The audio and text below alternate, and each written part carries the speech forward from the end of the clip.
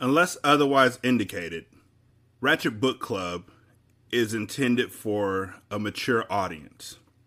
Viewer discretion is greatly advised.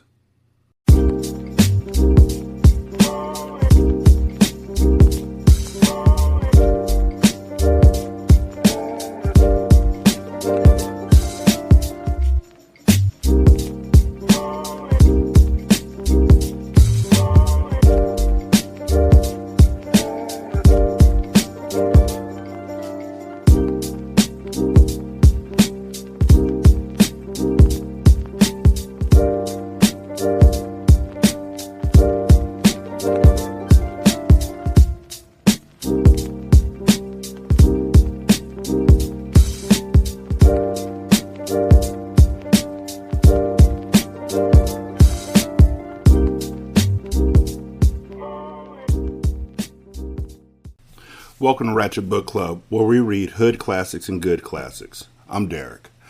916-633-1537, ratchetandratchet@gmail.com, Ratchet Book Club on Twitter, patreon.com/single simulcast, buymeacoffee.com/sscast. Let's go. Chapter 16. Just do your job and be my fucking bulletproof. That's what being a rich, spoiled, dumb little bitch gets you. A motherfucker like you to take bullets from me. Breeze. Ooh, shit. Who she talk? What she? One of her bodyguards about to get shot. Hi, you've reached me and more. Unfortunately, I'm unavailable right now. Leave a message, and I'll return your call. Carter hung up his phone and sighed deeply from frustration. Mia Moore refused to take any of his calls. Each time he attempted to contact her, she gave him the fuck you button and sent him straight to voicemail.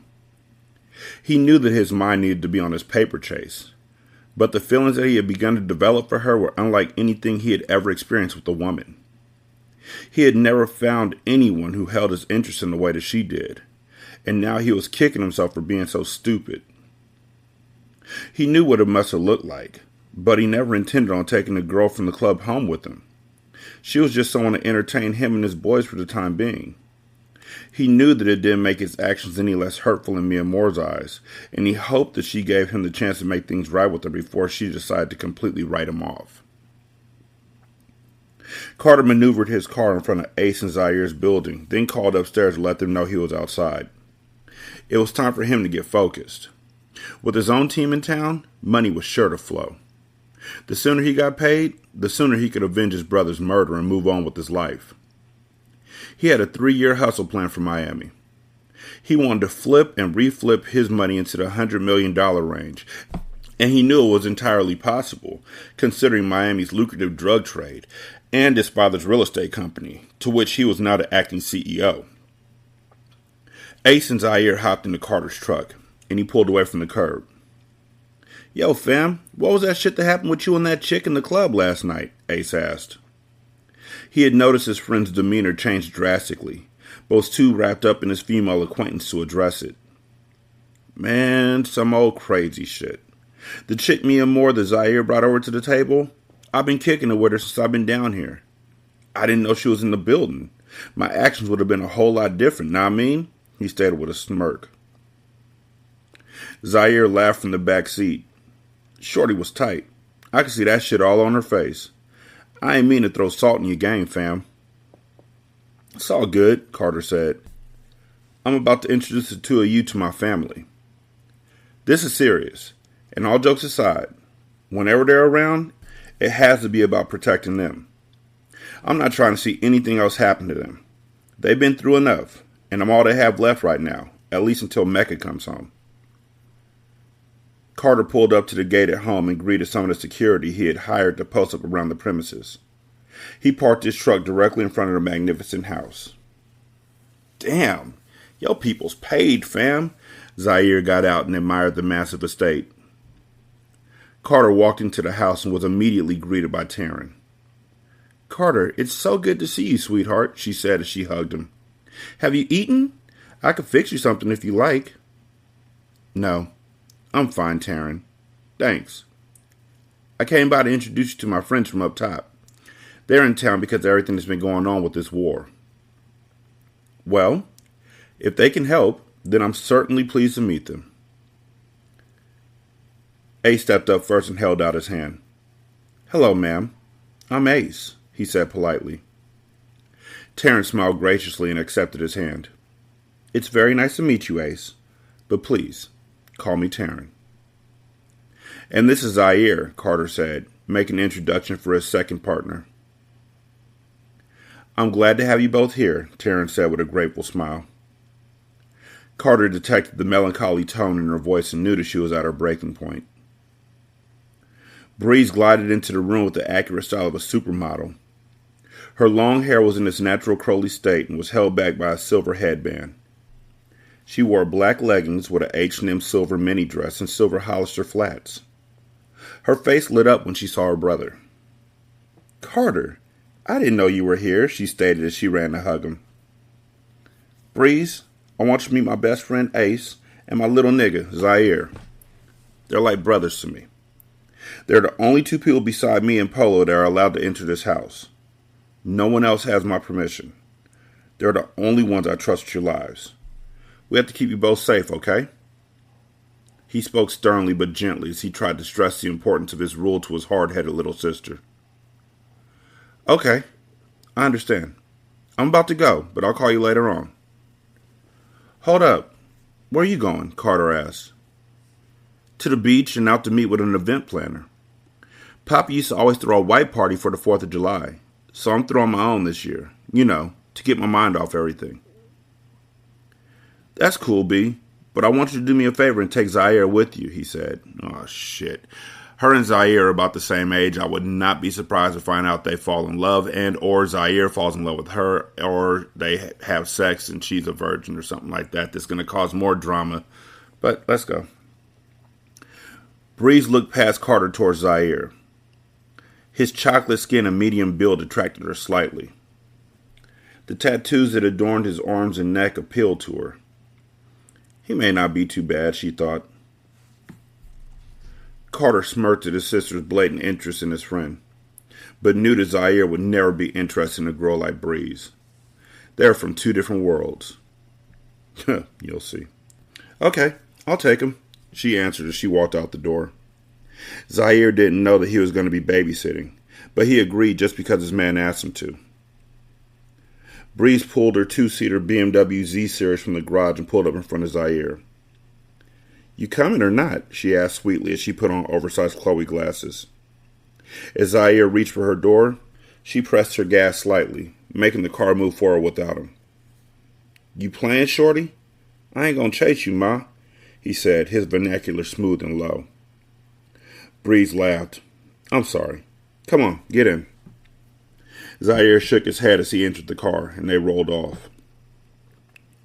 Breeze was silent as she cruised through the Miami streets.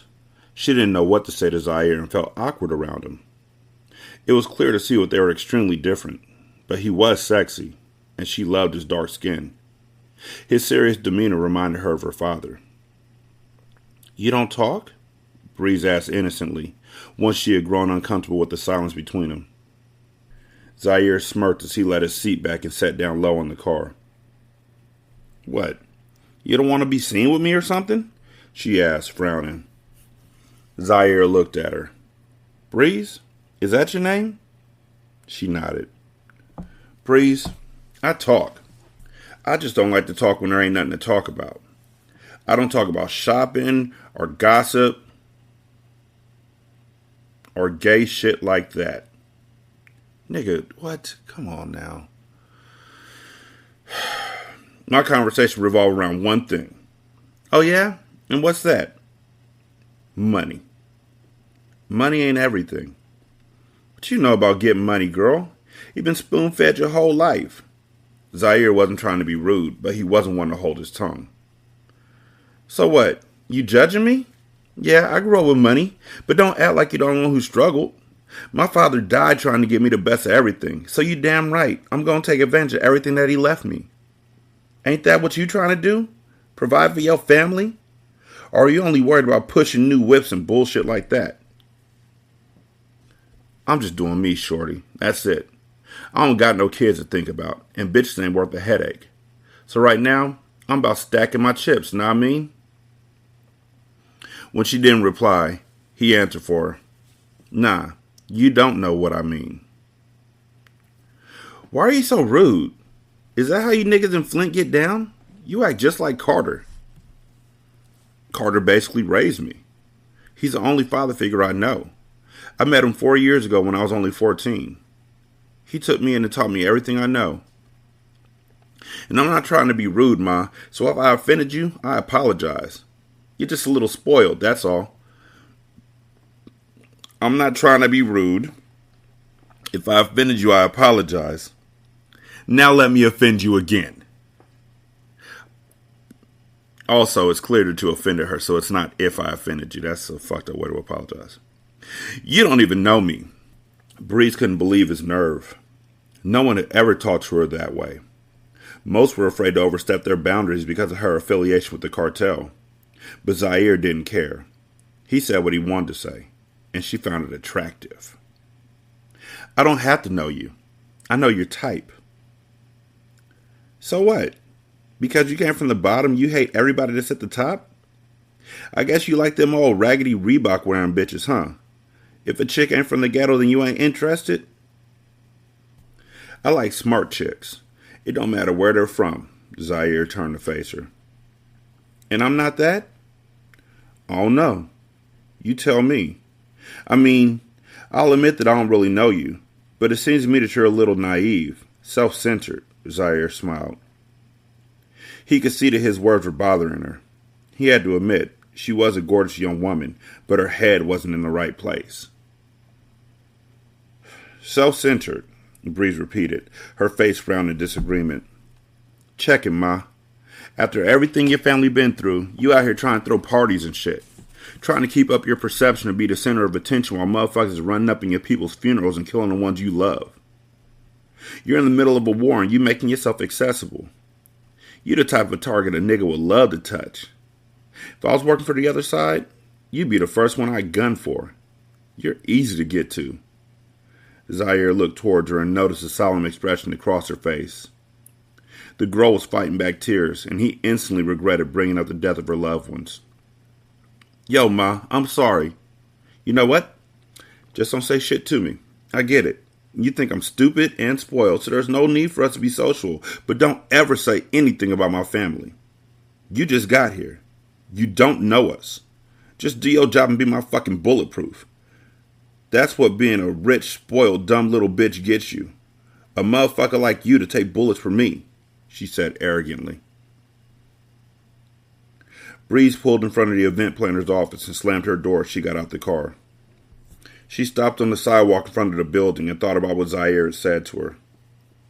She couldn't help it that she was spoiled. Her father had always provided for her, but she had never been called selfish before. Zaire's words had been like a mirror to show Breeze her true reflection.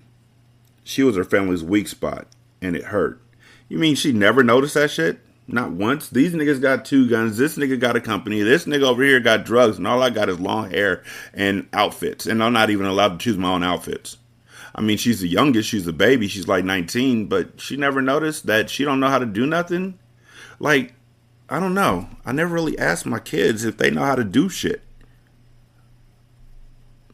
Somebody else had to have hipped her to it by now, right? I don't know. Damn it, she yelled as she kept walking past the party planning spot and into the sandy beach across the street. Zaire watched her from the car and put his hand over his face when he saw her storm off. Fuck, man. I should have just shut the fuck up. All this dramatic shit ain't for the kid, he mumbled to himself. He reluctantly climbed out the car and walked down the street after her. Getting my motherfucking kicks dirty and shit, he complained as he walked through the sand near the edge of the water in his crispy white Air Force Ones. Nigga, she said she was going to the beach. Put on some flip-flops.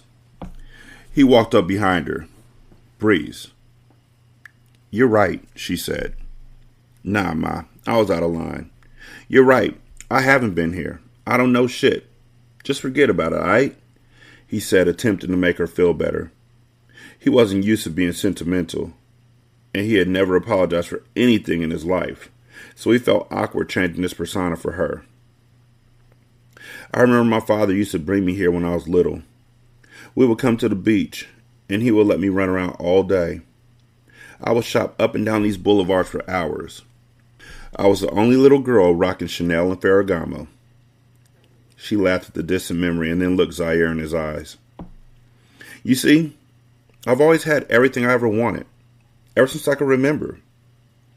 Every year he threw a white party for all of our friends and family. Everybody came out to show the Cartel love. I miss him so much. I just want things to be how they were before all this happened. They're taking everything from me. My father, money, Mecca's half crazy. All I have left is my memories and the money that my father left me. I'm not trying to put my family in jeopardy, but I don't want to stop living my life while I wait around to die. Eventually, they're going to get me too, Breeze whispered as tears burned her eyes. No, they not, Ma, Zaire said confidently. Seeing her so weak hit a soft spot with him. How can you be so sure? I'm your bulletproof, remember? He nudged her shoulder gently, trying to make her smile. She wiped her face and smirked slightly. Sorry about that comment. It's nothing, shorty, but for real. If you want to make it through this war, you gotta be just as smart as the motherfuckers gunning for you. Don't be the weak link, Ma. If you want to go somewhere, all you gotta do is call. I'll take you, cause, believe me, a nigga ain't murking me. Thank you, Zaire, she said graciously as her curly hair blew with the ocean-misted wind. You're welcome, beautiful. What? Okay, look, before I go any further, I just want to talk about the way that most of these urban fiction books have written the men and the women in the books. And it's actually not like that for this book because, well, it is to an extent. I was going to say because Mia Moore, in these books, the men are usually strong and stoic and silent, or strong and outgoing, and the men are the introverted ones. The men are the catch-alls. Let's put it like that. The men are the catch-alls. They can do everything that you need them to do. And the women are usually unsure and quiet and don't really have a place and don't really get fleshed out at all, and just looking for somebody to sweep them off their feet, even though they have way more of an advantage than the men do in most situations. Mia Moore, I would say, was the exception to the rule, but as you can see, when she's not around Carter, she's literally pining for Carter. And it took him 16 chapters to start pining for her, so it's not equally yoked in that relationship situation. And I'm pretty sure the Breeze, who doesn't have any background story whatsoever, other than the fact that she's Diamond's, Carter's daughter, and she's spoiled, and she likes parties and clothes. That's really it. That's what they wrote for her. She didn't get a chance to talk about school or a company or her interests or anything like that. They didn't talk about where she wanted to do or anything. She just wants to spend money and party all the time. And Monroe and Mecca were born in the same household that she was, but Monroe was given the role of he understood money and he understood math, so we're going to make him the follow-up to his father's company. And Mecca had the whole gun happy, wants to be a thug, following in that aspect of his father's footsteps. Diamond didn't get anything. And so for this relationship to be happening, it feels like Diamond is about to immediately fall head over heels with Zaire. Just because he spoke to her in a way that she was unaccustomed to. And that's lazy. It's always lazy when you don't make anybody something and then you want to make them something more, but they don't have a story, and we don't really I don't really care about Breeze right now. Breeze is somebody who pops up. I'm more concerned about Polo. Like, am I going to find out when this nigga set this whole thing up? But Breeze, she's just a breeze. You know? Like, she literally just flits past and you feel her for a second and then she's gone again. And it's wild that they named her that, and it's literally the way that she feels. Oh, so you think I'm beautiful? Breeze grinned as she put her sunglasses back over her eyes. Zaire shook his head and grabbed her hand to lead her back to the car. You still trying to throw this party? Or are you going to be smart and play it safe? I trust you. I don't want to put my family in danger. Well, let me put you up with some new shit. Something that'll occupy your time. He hopped into the passenger seat and said, Take me to the nearest bookstore. God damn it. This nigga just assumes that she don't read. He doesn't know anything about her past the conversation they just had, but he just assumes that she don't read. And he's like, let me put you on some new shit. It's called books. Let me get you to this new hotness. It's called literature. Let me get you onto this little secret thing I got going on. It's called reading. Breeze and Zaire spent the entire day together. He took her to Borders and introduced her to reading. Ain't this about a bitch? Which is a pastime she never had. The most that Breeze ever did was flip through the pages of a fashion magazine, but Zaire spoke about African American literature as if she were missing out on something. His obvious passion for reading was intriguing.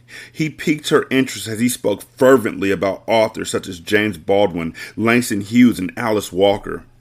He even put her up on street fiction, starting her out on Donald Goines, and then suggesting street writers like Ashley and JaQuavis, who wrote this book. You know, you have to get yourself in there. Shout out to yourself. And Hindsight, and Ratchet Book Club, and Return to Oswald, and, you know, the Single Serving Show. That nigga Rashani's a great podcaster. Keisha Irving and Sister Soldier. Now, okay, so in this list, we got Donald Goines, who I just finished reading Horse, and so I have a really bad taste in my mouth about that book. Like, hopefully the rest of them will get better because he is the father of street lit. But I haven't read anything from Keisha Irving, but I know Sister Soldier. Breeze had never met anyone like Zaire. How the fuck do you know? You literally just met this nigga, and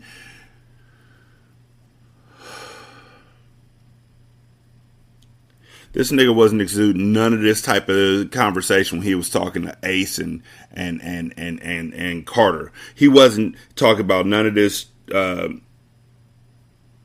black literature and all that kind of shit. He didn't even seem like a smart nigga. He seemed like all he wanted to do was get up on bitches. But now that he's against a woman, all of a sudden he ascends to his final fucking form and becomes like the reading god. The fuck out of my face. He was intelligent, honest, and most importantly, she felt safe when they were together. She trusted him with her life, and she had just met him. Yeah, you just met him. Cut that shit out.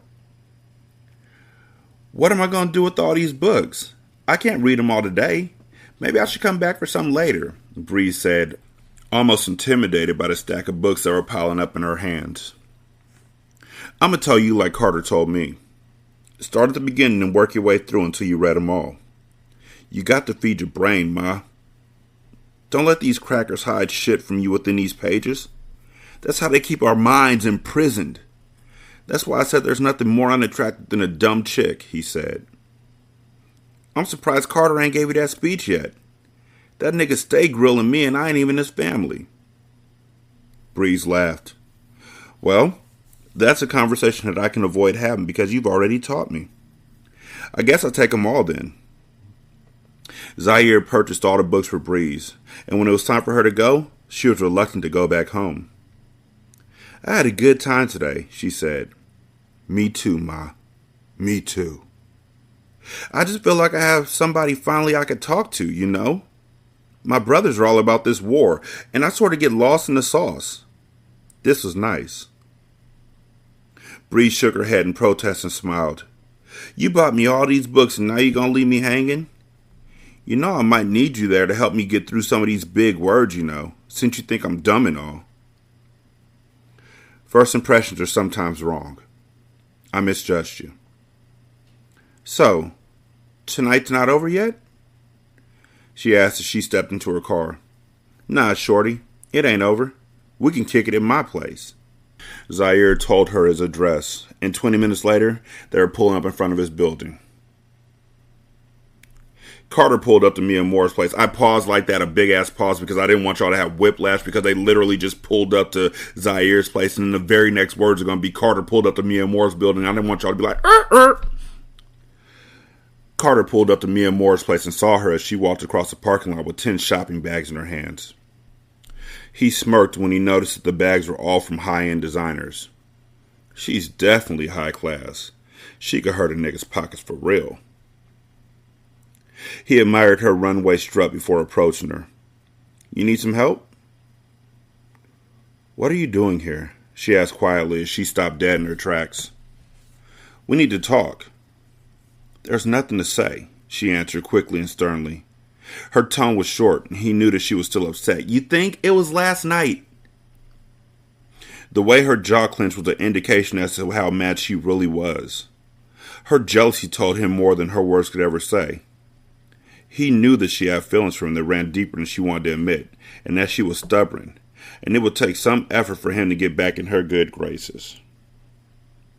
He pulled the bags from her hands and motioned his head for her to walk ahead of him. She hesitated, but didn't protest as she began to walk into her building. The natural sway of her hips commanded his attention as he followed behind her. The smell of vanilla filled Carter's senses as soon as he stepped foot inside her home. Her place was spotless, and that was one of the things he loved most about her. She was clean. She was sensitive. She was a real woman.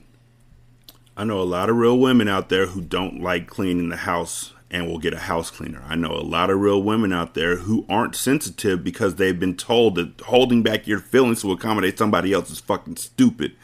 I know real women out there who are much different than Mia Moore, and that does not discount them in any way, shape, or form. And this nigga needs to get the fuck off this misogynistic, this is what my idea and ideals of a real woman are, because it's not hot. Of course, this is 2008, but I don't give a fuck. I don't give a fuck. Thank you for carrying my bags up. You can leave now, she said as she opened the door for him and folded her arms across her chest. Can we talk? I told you ain't nothing to talk about, Mia Moore stated. Go talk to your little girlfriend from the other night. She knew that she was being childish, but she didn't care. She was nobody, Carter stated as he stepped into her. He put one hand on the side of her face and swept her hair from in front of her eyes. She was just some little bitch I met at the club. You don't have to worry. Mia Moore laughed arrogantly. Worry? Look at me, Carter. Do I look like the type of bitch who needs to worry over a nigga? No. I have a million in line that were waiting for you to fuck up. They didn't have to wait very long now, did they? Carter nodded his head, and for the first time she saw him get angry. His nose flared slightly, but he kept his composure. Okay, I'm gonna let that slick shit you pop and slide, because I fucked up. I hurt you. Whatever. Please do not give yourself that much credit, Mia Moore replied quickly. She knew that she had to keep the smart comments rolling off her tongue to stop herself from crying. You know what? I don't even know why you're here. You don't have to explain anything to me. I'm not your girl, and I don't really give a fuck about what you do. I'm just glad that I found out how you are before I... She stopped speaking abruptly before she said too much. Don't let this nigga control the situation. Keep your emotions in check and use them to your advantage. Before you what? She was silent as she tried to keep her composure. Tell me, he demanded. Before I gave you a chance to break my heart. Carter closed his eyes and rested his forehead against hers as he released a deep sigh. She could see the regret on his face, and it was then that she knew that he never meant to hurt her. It was too late for her to care, though. She had let him into her heart, and he had showed her shade, no matter how small it might have been. He was her enemy. Yep, nigga. Fall right into my trap, lying-ass motherfucker. You should feel bad, she thought angrily. I'm sorry, Ma. I was stupid. I shouldn't even have been in the club, especially with a bitch. I got a lot on me right now, She didn't mean shit, and she ain't shit to me. I didn't even know the girl's name. I apologize for hurting you, he whispered. You didn't, she said, her words stubborn and cold. I did. I can see it in your eyes, Mia Moore, and I am sincerely sorry, Ma. I'm caught up in some shit with my family right now, and I wasn't thinking. I don't want you to doubt the way that I feel about you. His words were making her weak, and she felt a single tear escape her eyes. Just leave me alone, she whispered. Mia Moore wanted to kill Carter so badly that she could taste his blood in her mouth. I hate this nigga, but I love this nigga too, she thought.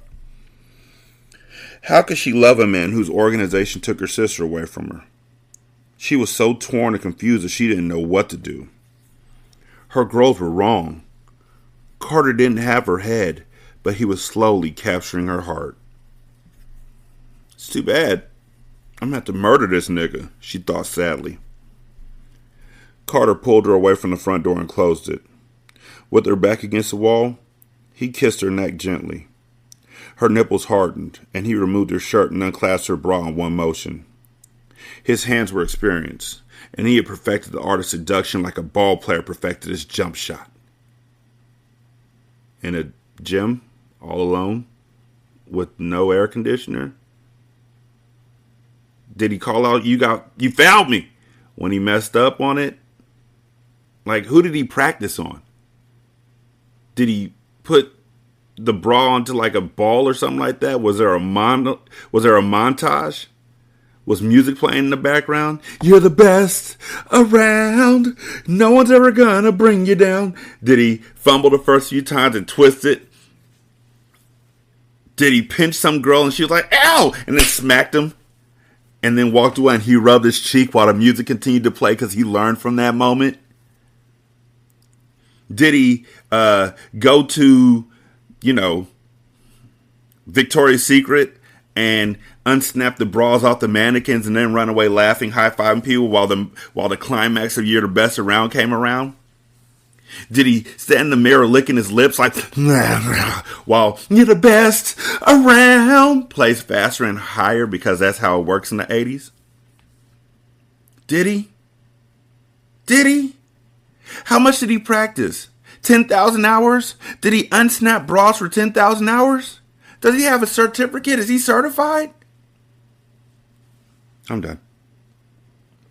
His full lips found their way to her breasts, sucking them gently before making his way further south. He removed her jeans, slipped her panties to the side, and licked her pussy so good that she automatically forgave him.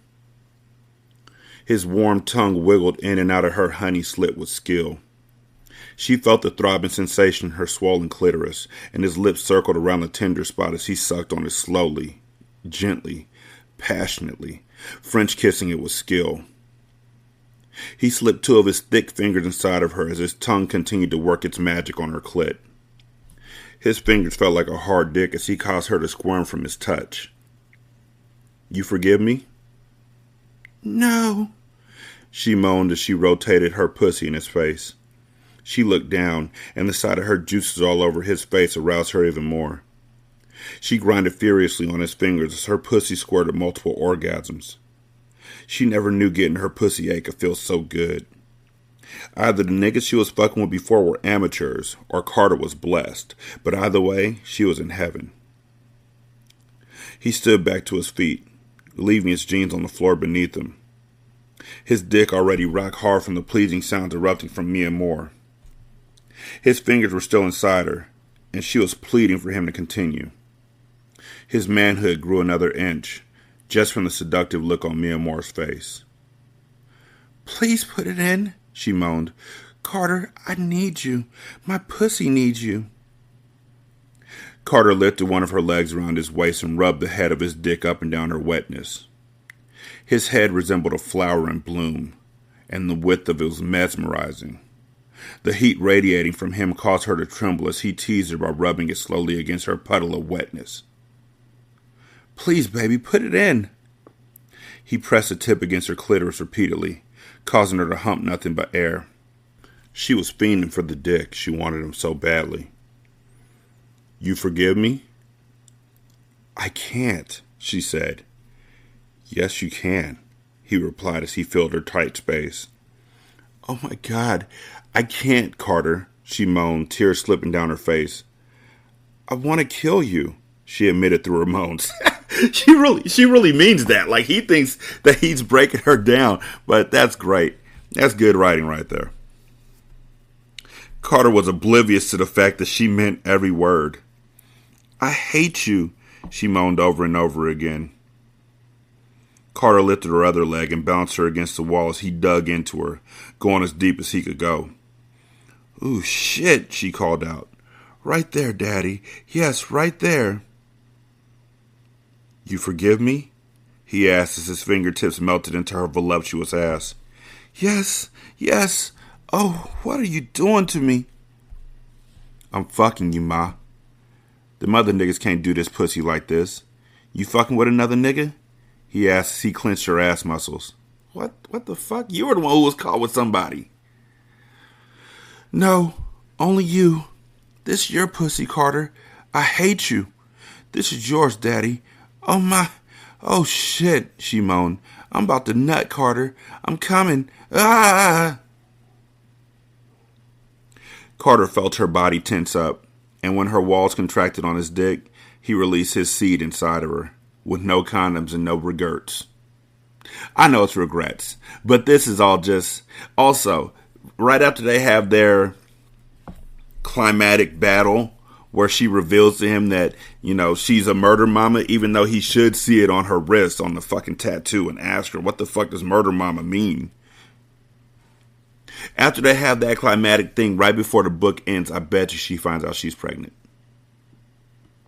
And she's going to struggle with whether or not to keep it. Even though she has a lucrative career and really hates this nigga, she's going to struggle with whether or not to keep the baby.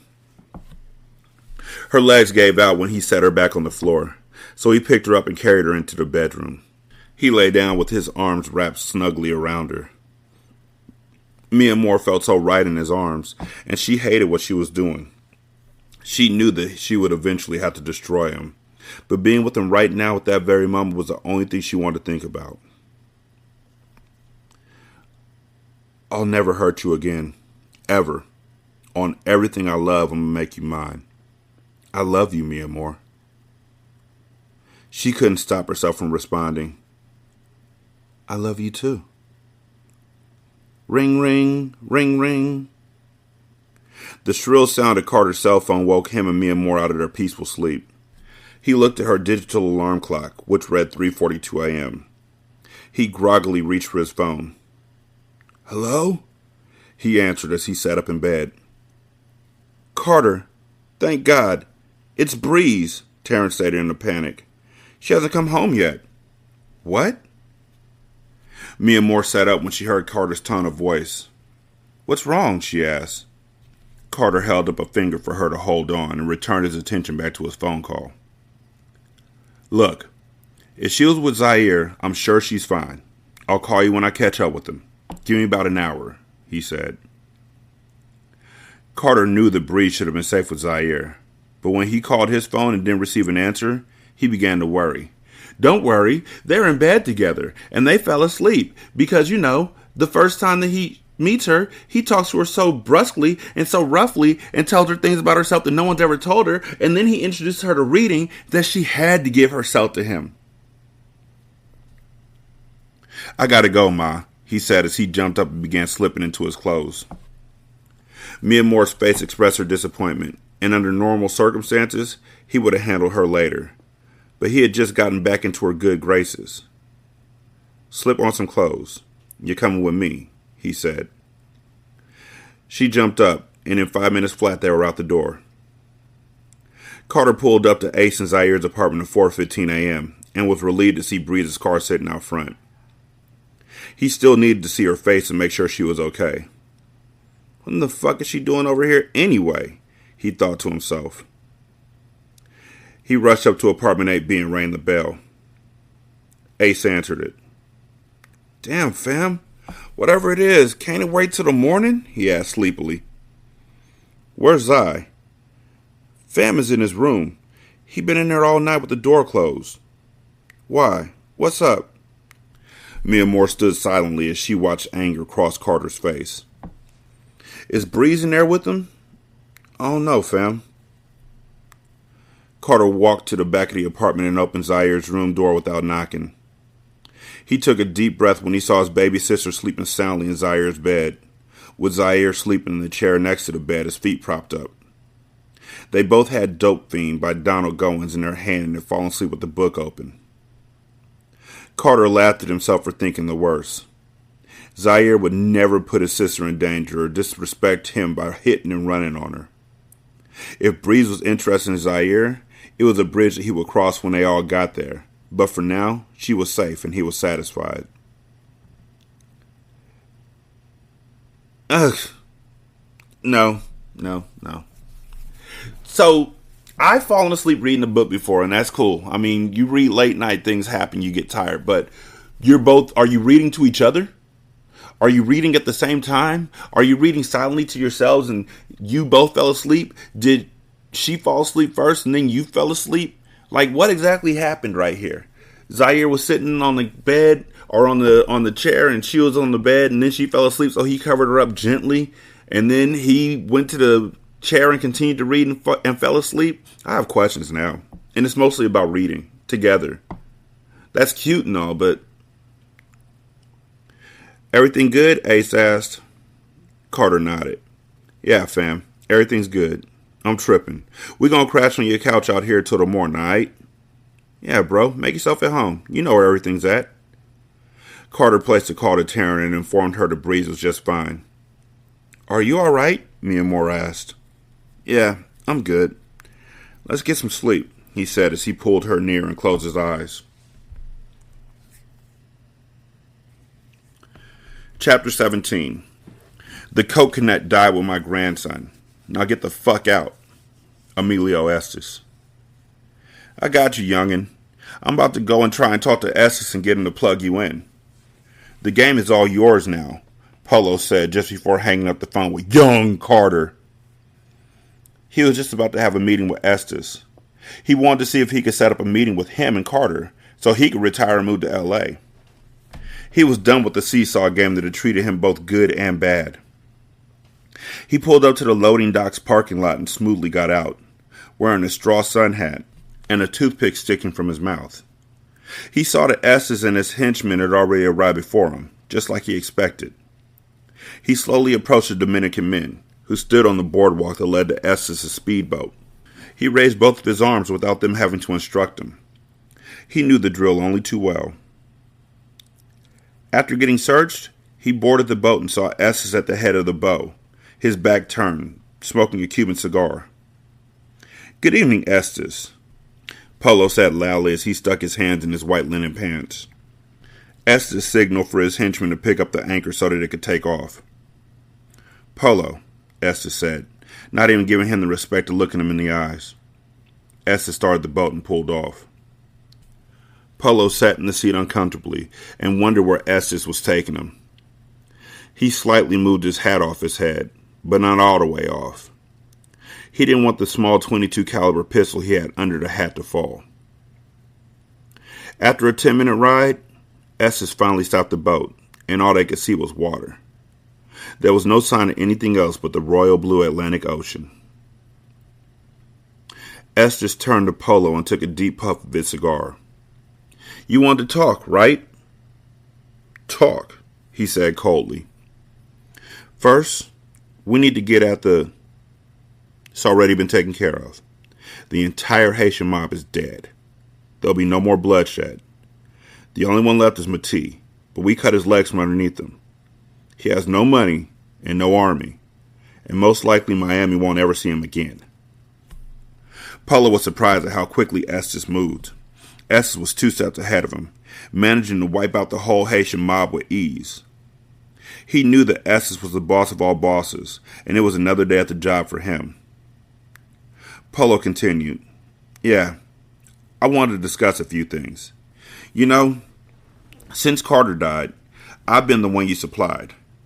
The way I see it, I'm not getting any younger, and the game has changed. I'm trying to make an exit and give up this game for good. You're a smart man. I really have faith in young Carter. And I was wondering. Estes raised his hand and stopped him from talking. Let me tell you something. I never liked you. Hell, I never liked Carter. But I gave him the connect because my daughter was in love with him. And I wanted him to be able to provide for her. So, you see, this is where it all stops. No more product for the cartel. I want nothing to do with you people. The connect died with my grandson, Estes said as he looked past Polo. Naturally, Polo followed his eyes and saw the two boats were approaching. Oh, so that's how you're going to play it, huh? Polo asked in disbelief as he nodded his head repeatedly. He was ready to go for his gun, but he saw the two boats pull up, one on either side. Estes stood up and began to unzip his pants. He unleashed his small tanned penis and began to urinate on Polo's shoes. Polo quickly moved his feet, and it took all of his willpower for him to not go for his gun and shoot Estes in the face. He felt totally disrespected, but he knew that he'd only be committing suicide if he did that. One of the men picked up a small one-person rowboat and tossed it in the water. Now get the fuck out, Estes said calmly as he turned his back to Polo. Polo clenched his jaw so tightly it began to hurt as he realized that Estes was going to make him row all the way back to shore. Michael rowed the boat ashore, hallelujah. Sorry. Swallowing his pride, Polo stepped onto the small boat, staring a hole through Estes all the way down. One of the henchmen tossed Polo a paddle, and they all pulled off, leaving Polo alone in the middle of nowhere. Polo, his ego bruised beyond repair, knew at that moment that it was time to leave the game alone. He was tired of everything that came with it. If that would have been 5 years ago, he would have gone out guns blazing for the stunt that Estes pulled. But Polo had matured and knew that he would have started a fight he could never win. Carter would have to find his own connect and start from the ground up. In the meantime, Polo had some serious paddling to do. Damn. So maybe Polo didn't set them up with the Haitians, but I'm sure he did. Also, Carter has his own connect in Atlanta, right? So everything should be fine, I think. I don't know. We're going to see.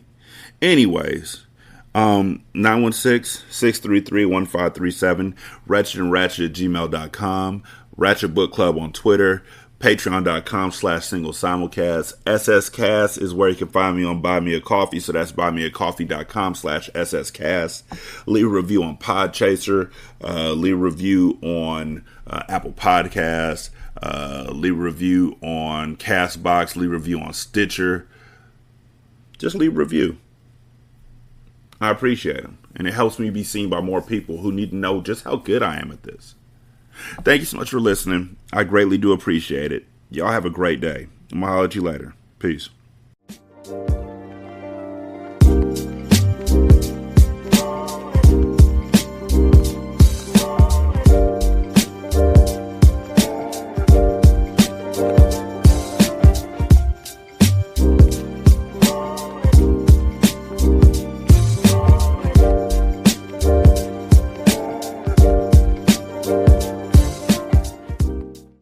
The intro and outro to Ratchet Book Club is by That Kid Garan, and it's called Goodbyes. You can email him at tkgbeats94@gmail.com for more information on how to lease this beat. This is Single Simulcast. Don't know by now that you slip.